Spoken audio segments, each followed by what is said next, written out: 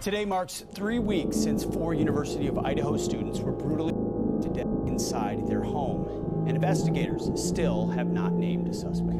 Gripping testimony in Delphi today from the first person who found the bodies of Abby Williams and Libby German. The University of Idaho is honoring the 4 students who were late last year by awarding them with posthumous degrees. The man officially charged with of Abby Williams and Libby German is behind bars without bond. Bryan Kohberger, Richard Allen. 2 men, 2 cases, 2 names that dominate the headlines and debates. But underneath that noise lies a deeper problem. Has society twisted the meaning of innocent until proven guilty? Today we'll explore how media narratives and public perception, and even ancient Greek philosophy, collide with modern justice, and what this means for the future. And by the end of this video, regardless if you believe Bryan is guilty or innocent, Richard Allen is guilty or innocent, this video may very well question exactly why you think what you think when you think it. And all that being said, everything's alleged. Welcome to The Point. Let's get to it.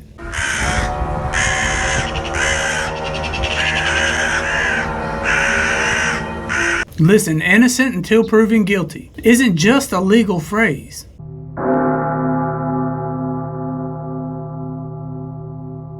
It's a moral safeguard. It's a constitutional right, and an idea that's at the cornerstone of everything that makes this country what it is. It was founded on the principle that all men are created equal, and that the rights of every man are diminished when the rights of one man are threatened. Without it, justice collapses into vengeance. But high-profile cases expose how fragile that safeguard really is. When the accused are paraded across every screen, the presumption of innocence is often replaced by the presumption of guilt. If we abandon this safeguard as a society, as a culture, simply because it feels inconvenient, can we at that point still claim to have a fair judicial system?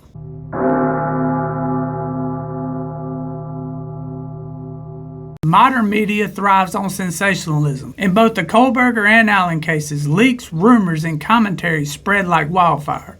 The problem? Once the public narrative is written, it overshadows the courtroom. In ancient Athens, you had the agora, the public square where ideas, debates, and judgments were formed. Today, our agora isn't a physical place, but a digital one.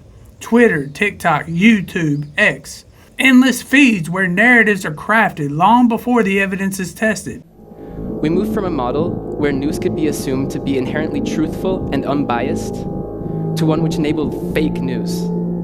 You know, fake news, those false stories with the intent of influencing our opinions and beliefs. Well, because of this, instead of news being the product, our attention became the product in the form of views, clicks, and likes. And jurors, consciously or not, carry these narratives with them. Jury misconduct issues continue to loom over the case of former Cincinnati City Council member P.G. Sittenfeld. And if the modern agora, if you will, has the power to sway nations, how much power does the jury actually have left?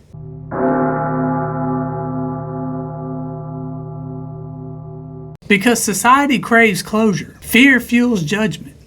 How has your life changed since the online army came after you?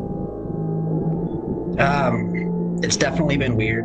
I've had a lot of people online just sort of saying, well, this wouldn't have happened if you never did an interview. But people online have just been ruthless. They went through and gone through all of my social media history over the past decade. And in that craving, people often substitute certainty with assumption. Philosopher William Blackstone warned us centuries ago, it is better that 10 guilty persons escape than 1 innocent life suffer. Yet in today's rush for answers, this principle feels more like an obstacle than a safeguard. So are we really willing to punish the innocent, just to ease some sort of collective fear we all may have?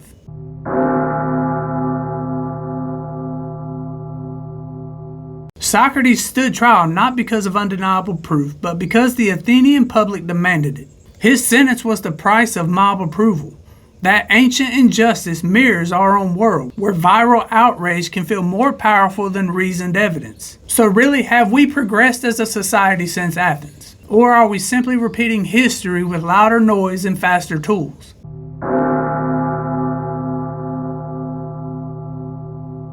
Because Socrates understood the dangers of mob rule. He advocated against it, he spoke against it, and ultimately he lost that fight. But when justice becomes simply a performance for the crowd, at that moment, truth becomes irrelevant. In our digital age, the mob isn't shouting in the streets. It's simply trending online. It's shaping public perception before a single witness even testifies. And if mob rule dictates justice in the digital age, how many truths are we losing in that noise?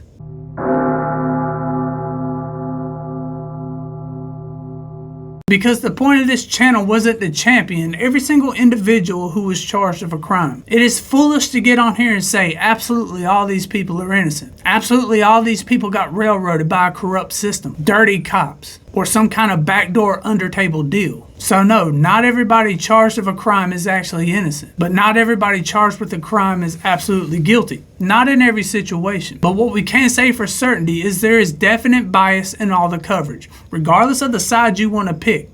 Very few people are willing to make a stance and call things down the middle. Very few people are willing to change their opinion when they see something change within the articles that they're reading. In a lot of ways at this point, it's a whole bunch of pandering. Everybody's pandering to somebody. Shut up and take my money. And that pandering is distorting the truth on both sides of this conversation. It's stirring up vengeance. It's stirring up mob rule. It's pushing out bias and misinformation faster than it can be put out. And it's happening everywhere. It's happening rapidly. And really the ultimate question in this mass media hysteria is this. In our pursuit of justice, have we allowed mob rule to quietly replace reason? If justice can be swayed by headlines and hashtags, how many more innocents in the future may suffer? I don't believe the answers to those questions to be simple. But the responsibility to guard fairness lies with us all. What happened to Richard Allen was a travesty. It was a travesty of justice. That whole story played out like somebody was having their entire constitutional rights trampled, and nobody could do a thing. Nobody said a thing, because it was the unpopular opinion. Very few channels were speaking out against what they saw. We saw that same process play out in Karen Reed. We all heard the cries that she was guilty. We all heard the I hit him, I hit him, I hit him. We all heard the misinformation, the biased news, and the completely absurd interviews. But here we are today, she's walking free. And Richard Allen's fight is just beginning. So no, not everybody charged is guilty, but everybody deserves the presumption of innocence. Everybody deserves a chance to plead their case. And in situations where the trials are going sideways and rights aren't being upheld, they deserve the chance to appeal that decision because the jury didn't make a decision based off all the information. Socrates was exactly right back then, and if he was alive today, he would be right today. But the reality is the result of him in the past would have happened to him now because nothing's changed with the mob mentality. Nothing's changed when all the articles are based on emotion and not based on fact. But if you enjoy this and a more fair, open conversation, maybe check one of these videos out. Y'all be safe now.